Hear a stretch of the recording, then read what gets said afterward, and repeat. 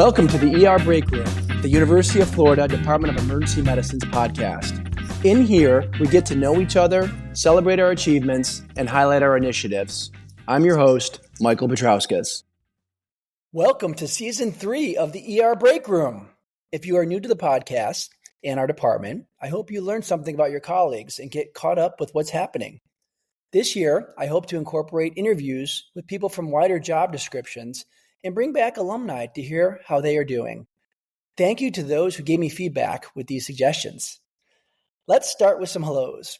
Welcome new adult and freestanding ED doctors Andrew J. Smith, John Bruno, Randy Lung, Oswald Perkins, Noah Halpern, Cameron Kyle Siddell, Kirsten Keppel, and Bethany Johnston.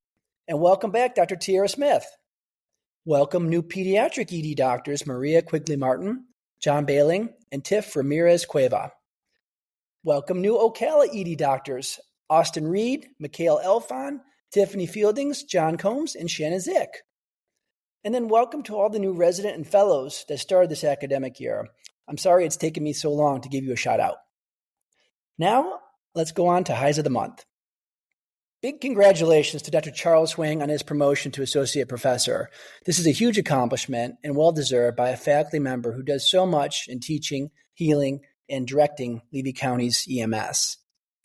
PGY3 resident Andrew Hood and medical student John Keefe both took second place for their abstract posters at Florida College of Emergency Physicians Symposium by the Sea conference. Kudos to both of you. Congratulations to Sandra Blocker, our manager nurse of the freestanding EDs, who recently completed her PhD. This is a huge accomplishment to a wonderful person and leader in our department. Residents Gabe I said Jane, it's Hane for all of you.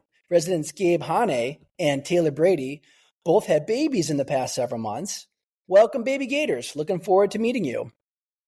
Dr. Beulah Augustin has done it again, everyone, this time by winning the SAEM 24 Basic Science Award for Best Abstract and Presentation for her submission titled Gene Expression and Lipidomic Differences in a Lipoprotein-Based Sepsis Phenotype with Poor Clinical Outcomes. Bravo, Beulah! Dr. Maria Quigley-Martin did not waste any time in making us proud, as she was awarded Best Abstract Award by the American Academy of Pediatrics Council on Child Abuse and Neglect for her work on death and poisonings in children. Well done, Maria, for your impactful efforts. In the wellness space, don't forget about signing up for the Fall Walking Challenge that Bit Young emailed out. There is a team for faculty, staff, fellows, and residents. If you are able, please make a donation to the UF LSU Tailgate Fund. A reminder email will be coming your way. Finally, if you want to join the Wellness Committee, go ahead and email Benice, Bit Young, Dr. Meredith Thompson, or myself. Now, on to the interviews. So first up today on the ER Break Room, I have Dr. Jeff Katz, who comes to us from Orlando. Is that correct? Yep. Orlando. And as most of you probably remember, he graduated from UF Emergency Medicine just over a year ago now. And this is a little segment that we're going to start doing from time to time to check in with alumni and see how they're doing and what they've been up to. And it actually was Dr. Katz's idea. So he gets to be the inaugural guest. All right, Jeff, welcome to the podcast. Thank you so much for having me. Absolutely. So the big question. So you graduated, like I said, just over a year ago. Mm-hmm. And what have you been doing since then? Yeah. So right after I graduated, I did my EMS fellowship, which I actually did down here. So I did it with UCF. It's a combination between UCF and HCA Osceola Hospital, but primarily Osceola County. So I essentially have been here doing everything EMS. I did that for about a year. 1 year, correct? 1 year fellowship, yep. So I graduated in June. Oh, great. Congratulations. Another graduation. Very cool. And tell us about the fellowship and how you split your time and what kind of sites you worked at and who you worked with. Yeah, absolutely. So the fellowship was absolutely wonderful. I was mainly in Osceola County, so I was one of the assistant medical directors for Osceola County EMS, as well as Kissimmee Fire and St. Cloud Fire Rescue. And where are those in relation to Orlando? Just south. So Osceola is kind of the county just south of Orange County. So if you think of things in terms of Disney, Mm-hmm. Orange County covers like 85% of Disney, and Osceola covers about 15%. Oh, okay. So we cover some area that kind of butts up right next to Disney in that Nice. area. Yeah. But yeah, just south of Orlando. It's a pretty interesting county because the top part is pretty urban, and we have some cities down there, and then we actually go all the way down to Yeehaw Junction. Mm-hmm. So we have a pretty rural section of the county as well. Very cool. And so your time over the last year as a fellow, was it like half and half EMS versus clinical and ERs? It was really honestly mostly EMS. During the clinical stuff, during fellowship, we only required to work down here one shift a week. Wow. So I would do that, and then I'd pick up moonlighting shifts and things of that nature. But really, it was just kind of learning everything about EMS to really just dive head first in. Wow. Well, so now that you've been out a year, I mean, you must have some. I feel like you've got a little bit of distance from your residency experience. What were the things about your residency experience at UF that you didn't appreciate at the time, or things that maybe strike you differently now, having been away a little bit? Yeah, that definitely true. I think UF coming out really prepared me super strong, especially for these really, really sick patients. Mm-hmm. So that the main hospital I work at does have a residency program affiliated with it, UCF, and it's a pretty high acuity hospital. It's a level 2 trauma center. We have a couple other residencies, but it's nowhere near. It's not the same craziness as the Shands can be. But occasionally we do get these random people who walk in. Like just the other day, I was working a shift at one of the freestandings, and I had a lady who walked in. It was like a double lung transplant patient who was trying to get to the lung transplant center, and she felt too nauseous, so she pulled on and stopped at my little freestanding ED. And I felt weirdly comfortable dealing with it there. So just those kind of experiences I think were really, really valuable. I can tell you, like I did a lot of training for my EMS crews on LVADs because we just don't see a lot of LVADs down here, but we saw LVADs at Shands all the time. So weirdly enough, I felt one of the more prepared people to actually talk about that. Nice. So all those like kind of super complicated cases and stuff, like when you get out of here and you go to the community, you realize that you kind of become the expert in that because if a lot of people don't get that in their residency training. Mm-hmm. So do you feel like you were adequately or even thoroughly or over? I wouldn't say over. You never could be over prepared, but you were adequately prepared for anything leaving UF. Yeah, absolutely. I do. I mean, so sometimes the thing that UF would get me. Sometimes it was everything was almost too crazy, right? Like you get Shands on everything, right? You be in core 3, you're supposed to be like a belly pain, it'd be like I had a kidney transplant and I'm off my right. It's just like some crazy call, and it's like sometimes in the community it just that's what it is. Yes. Right? Unfortunately, due to a technical difficulty, my interview with Dr. Katz got cut slightly short. Jeff, sorry about that, and we hope to hear from you soon. Now, on to the featured guest. Our featured guest today on the Air Break Room is Amy Smith, our Human Resources Generalist 2 in our department. Amy, welcome to the Air Break Room. Thank you.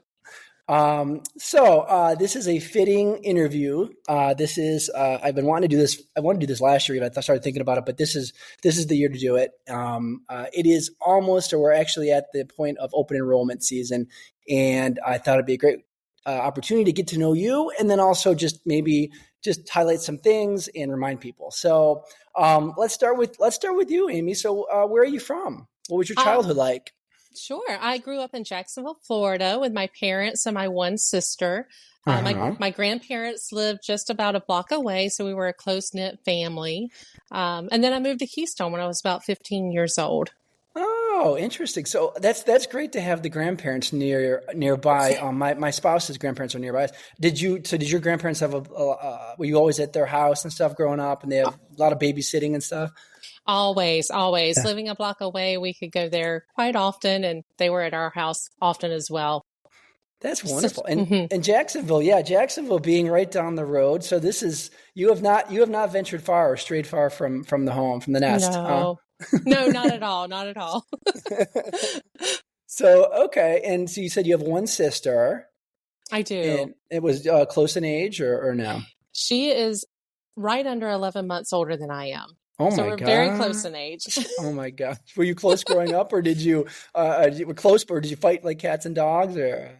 We had our days, but I'd say we were probably pretty close overall. That's wonderful. Yeah, I have one brother, and we were the kind of the fight, but also very close too.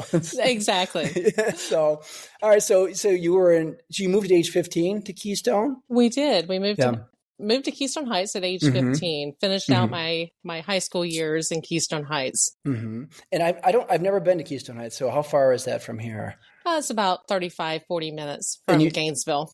And you still live there now? We moved actually to a little town called Hollister about 4 years ago. It's right outside of Palatka, which is about 45 minutes. Okay. I know Palatka. I gotcha. So, yes. So you prefer the smaller town style of lifestyle? We do. Well, we moved from my family still. We're very close knit in Keystone Heights. And then we moved over to Hollister, and I actually live next door to my in-laws. Luckily, I like them. I love them. And all of my husband's siblings are over here as well. And my sister actually moved over here. So we're still. No way. Yes. So we're all still very close. You're like a clan. I mean, you really do. You move around. I think that is wonderful. Wonderful. And I'm sure that there's, kids or whatnot. I'm sure that's all plays a part with everything. So yes, that's neat. That's really cool. All right. So then, so you Keystone Heights, and then where'd you go to college? So I did a few years at Santa Fe College. Oh, nice. Yes. Yeah. And then I got married and started my family at 22 years of age. Wow, that is so cool.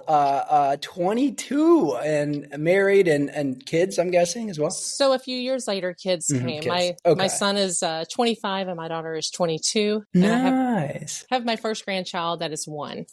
Really? Just turned 1. Oh my gosh. How do you feel about being grandma? Oh my goodness. I'm a Gigi and it is the best thing in the world. That's great. Gigi. That's good. I like that. Gigi. Everyone's got their name for their grandparents. So that is perfect. Oh, wow. That is neat. 1 year old. I can relate to having a 1-year-old in your life. I have one myself, a 1-year-old, but I'm not a grandparent, obviously. But I can relate. It's a wonderful age, right? It is a wonderful age. They're so much fun. Oh, nice. Very cool. Well, we'll talk about that in a little bit, maybe at the end too. I want to hear a little more about the grandkid. But so then after Santa Fe did you start working at UF right away out of Santa Fe, or did you go somewhere else or do anything? So I started probably right out of high school doing like some help at Watson Realty, just serving as their receptionist when their receptionist was out, just doing some little odd jobs for them, projects for them. Then I moved to Country Caterers, where I learned to do catering for big events, weddings, carnivals, you name it, we did it. Really? Had some other little jobs as well. But then, I came over to UF when I was, I was 22 years old when I came over to UF. Oh my gosh! Wow. So wait. So how long? So I don't want to age you here, but so you've been here for 27 years. No way! Get out of here! 27 years at UF. That's impressive. That is really impressive. Okay. That's almost like Dave Muir levels. I mean, he just retired at 30 years. So holy cow. He was here. Him and Dr. Light and Dr. Lutke were the 3 that were here. And Dr. Lutke retired a while back. But Dr. Light and Dr. Muir were here in the department when I came. Wow. And so how long have you always been in the emergency medicine department or no? No, I've been with emergency medicine for 22 years. I started UF with the Division of Rheumatology. That's a division in the Department of Medicine. Okay. Stayed there for about 2+ years. And then I transferred over to the Department of Health Policy and Epidemiology. Again, did 2+ years there and then moved over to emergency medicine where I've made home. Wow. Yes. Holy cow. Okay. So when you started, what year was that in EM? So I started in 2002. Okay. In EM. And that at that point, was it still? I mean, I kind of just go thinking back to some of the conversations I had with other doctors that have been here for a while. Was it an independent department? Was it under one of the? I think was it anesthesia or surgery first? I forget, but so when I joined, it was an independent department. Okay. I believe they had only been an independent department for probably 2 to 3 years. I came in under the vice chair, Dr. David Seberg. Okay. Oh yeah, I've heard Dr. Seberg's name in other interviews. Yes. Okay. So start off with Dr. Seberg, and then who was next after that? Dr. Tyndall, Dr. Adrian Tyndall. Okay. So Dr. Tyndall was the second chair then of the department? So he was actually our first chair. Our first chair. Oh. So remember, Dr. David Seberg was vice chair. I see. And then we became our own department separate from Jacksonville. So then we could have our own chair. And Dr. Adrian Tyndall was our first chairman of our Department of Emergency Medicine in Gainesville, Florida. Okay. So when you started, it was actually combined with Jacksonville. It was still connected on some things. Yes. I gotcha. Okay. And then have you, your role as a human resources person is crucial in a department. Has it always been your role in the department to be HR? So I started with HR. That was going to be my primary role, but we were such a small department then. So somewhere along the way, I took on being HR and the department chair, being the department chair's assistant. And then that continued all the way through Dr. Tyndall's tenure. And then once he left, that was, we had grown significantly, and that was an opportunity to break out the duties a bit. I gotcha. And how many people, when you started in 2002, how many people were in the department in terms of like faculty and staff? I mean, we had 11 faculty, 4 staff, and our director, Ken Marks, at that time. Okay. We did not have, I know, it's crazy. We did not have residents. We did not have APBs. Wow. It was just us. Wow. It's just crazy. It blows my mind to think about the growth that's happened in the last, that's just 22 years, I guess. Years. Wow. Right. And so then, you catch yourself to speed, and then it gets so big that you have to, break out the duties and everything. And so now you head up our department's human resources, and I'm guessing that's for all the faculty, all the staff. Does it also include fellows and residents, or no?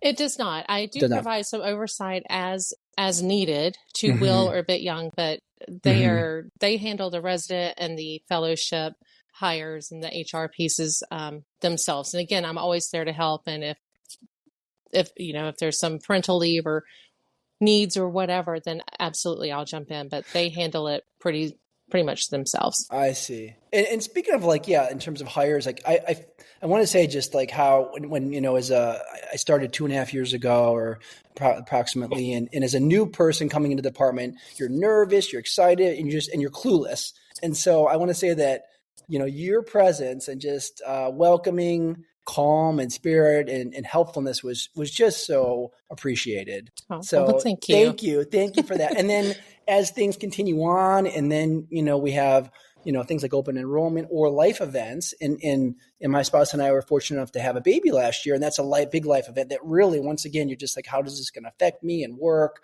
And once again, you stepped in and like, okay, this is how we do it. This is how we figure out, because UF is kind of, it's like sometimes it's a very big confusing entity. And you're like, let me help you navigate everything in terms of figuring out how to take time off and stuff. So thank you for all that. That was so helpful. And also I want everyone to know that is like such an amazing thing that you do, and you help for people in terms of these things. Happy to do it. They can reach out to me, and we'll definitely guide them through it. And I'm guessing so we've had a baby, but you probably help with other things, right? With like if someone is sick or injury or family emergency. I'm guessing. I don't know, but you can talk about that maybe even. No, you're exactly right. There's paid medical leave as well. So if they have something happening in their life and they need the paid medical leave, not just the parental leave, but they need the paid medical leave, they can absolutely reach out, and we will guide them through that process as well. We'll work together with Central Leave and make sure that we get them to the goal that's needed.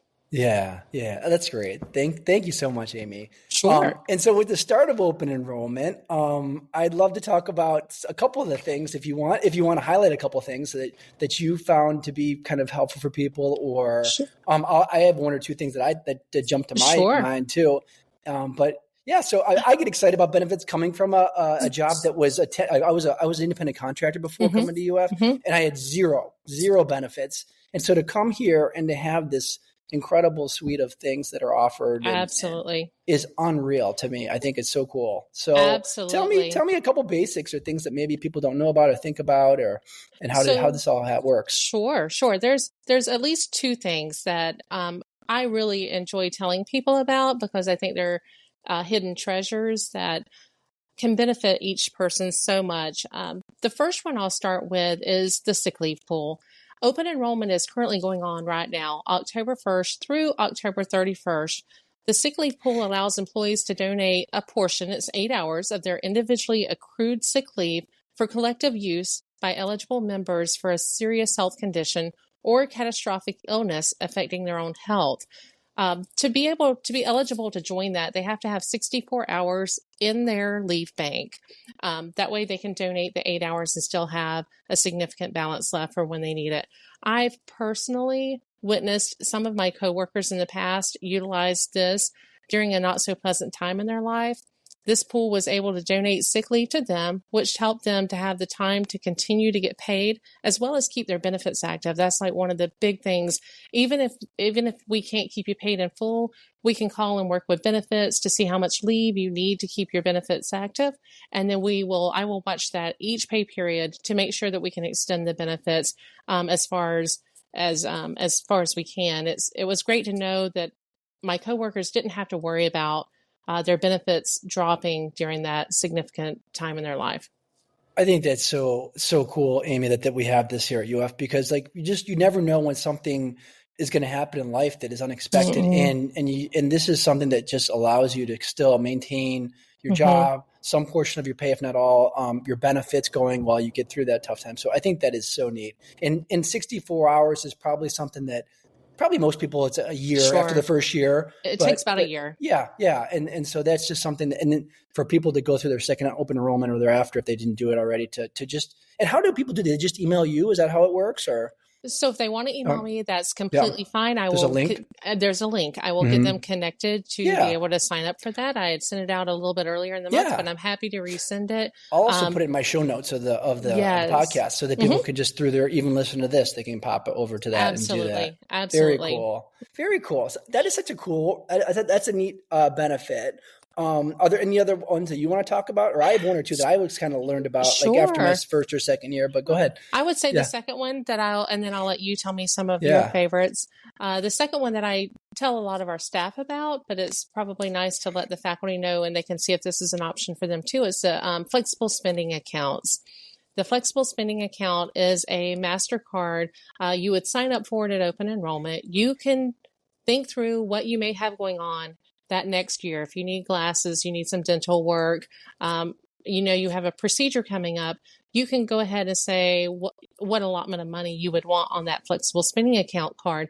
And then they will send that to you and it becomes active January 1. It's a MasterCard and it is preloaded with that. So say you want to put $1,000 on it, it's preloaded with $1,000. And then they take that $1,000 out over 26 pay periods throughout the next year and it's pre-tax. So if you have an emergency happen, you have this money readily available on that flexible spending account card. Occasionally, the company that it's through, I think it's nationwide with my husband's, but I know we have one here too at UF. Anyway, the company will reach out to you occasionally and they may want a receipt and you can just upload it. It's very simple to do, but it's a great benefit that I highly encourage people to take advantage of. Yeah, that's actually one of mine too that I learned about after my second year here. And I was like, oh my gosh, this is so neat. And then I didn't know, I was looking into it and I didn't know how much I would spend in the year. And then I found out that up to $600 actually can roll over. So even if you don't know how much you're going to spend a year on medical type stuff, and you could just do $600 if you wanted and see how the year goes. And then you don't lose the money. It just rolls over. And like you said, it's pre-tax. So I don't know if you're in the 20, 25th, somewhere 30, whatever percent, you're going to save. You're basically getting that extra money free instead of paying it on taxes to the government. Absolutely. And then, also when you use this card, it's great. Like you go on, let's say you're going on Amazon, you want to buy Tylenol or Band-Aids. It'll even say right on there, FSA eligible. You put in the numbers and boom, it just comes right out of there. Absolutely. And it's so easy. It's such a convenient thing. So that is one that I didn't know at first, and now I know about and take advantage of, and it's really neat. Absolutely, especially with children. Yes, exactly. With children, I always think going wrong, bumps and things like that. So for sure. And then I guess along with the children now with having a baby, I learned about the other pre-tax account where you can use the money towards daycare, which was it's a huge deal. Because daycare is, especially in little babies or young ones, can be over $1,000 a month, and that goes up to $5,000 for the year, and that's pre-tax. So instead of that money being taxed, $5,000 being taxed and then paying out, it goes right pre-tax towards your daycare, and that's $5,000 that's not taxed. That you get to It's a big savings deal. account. Health savings account, right? Mm-hmm. And I think you would know. I think that it could be used for other type care as well. I believe so. I'm not as familiar with that one. I've not used that one personally, but I have heard that. But I do know, so I do know for sure for those with little ones, and I know there's a lot in the department. That is a nice little benefit too. Yes, so cool. Absolutely. These are neat. These are neater. These are some of the ones that are like under the surface. And then, I've been told about. This is another cool one that I haven't done yet. I think I'm going to enroll this year. Dr. Srihari and her husband, they enrolled in this neat one where you spend, it's like not much money, maybe $5 or $10 a pay period, to have access to legal advice. Oh yes, and I've heard that too. And they're using it to set up and I'm sure Caroline will let me talk about this, because they're very excited to tell me about it. So they said they're using it to to help set up wills and trusts and things that you would, kind of things you do at some point in your life anyways. And it really allows you to do that at a big time discounted rate, which is also something I never would have thought of. So right. Yeah, that's a great one as well. You're exactly right. So that's cool. See, I told you, Amy, I get excited about benefits here. Well, they offer such great benefits at such a good price as well. Absolutely. Okay, so let's finish on you and some fun stuff. You mentioned you got 2 kids. Are they off? Are they around in Florida? They are. They're very close to us, so we see them quite often. Nice. And your little 1-year-old granddaughter? Grandson. And what's his name? His name is Robert. He is the 4th. Oh, wow. Impressive. That's great. That's neat. Walking yet? Well, go ahead. On the verge of it. On the verge of walking. Oh, yep. I know we're in that spot too. It's really hard on your lower back because you're constantly leaning over to help them walk, right? Absolutely. And what do you call him? What do you call We Robert? call him RD for RD. short. Okay. Because we have 4 Roberts, so. That's a lot, yes. All right. Tell me about your hobbies and things for fun. What do you do? So, of course, with the family being so close, we love to spend a lot of time with family and with our children, our grandchild. We love to go fishing. Over there. We're very close to St. Augustine, so we can go to the Intercoastal and spend the day over on the Intercoastal fishing there, or traveling. My husband and I like to at least try to cruise once a year and then take little weekend trips as well. Oh, nice. Okay, you got to tell me a little bit more about fishing, a little bit more about the traveling. Okay, so I'm not a huge fisher myself, but my brother and my dad both love fishing. So is that, if it's Intercoastal, is that saltwater? It is saltwater. Okay, so you those are bigger fish, right? They can be. We love to fish for reds or reds, sheephead. I was trying to think of the black drum. So those are some of the bigger ones. They can be 28 to 30 plus inches long, which is big for me too. That's big for me. I grew up in the Midwest, so we just did little pond and lake fishing. Yeah. So mine were much smaller, like little crappies and if we're lucky a bass. But do you eat the fish then? We do eat the fish. Yes. My husband loves fish. I like some fish. Okay. Not as okay. Fresh fish, you can't beat fresh fish. It. It's you can't beat it. So good. Okay, that's neat. Okay, and then tell me about the traveling. What are one or two of your most memorable trips? More long distance exotic trips. And then tell me one or two of your favorite places that you can drive to on a weekend from around here. Okay. So probably one of my favorite trips was for our 20-year anniversary. We did Hawaii. That was great. But my husband and I just celebrated our 27th wedding anniversary. So we did the cruise to San Juan, Puerto Rico, and to St. Thomas. And that was great. We had a lot of fun visiting some of the beaches there and just exploring San Juan together. So that was probably the highlight of this year's trips. And wow. Again, congratulations, 27 years. Congratulations. Yes. Thank you. Mm-hmm. Thank you.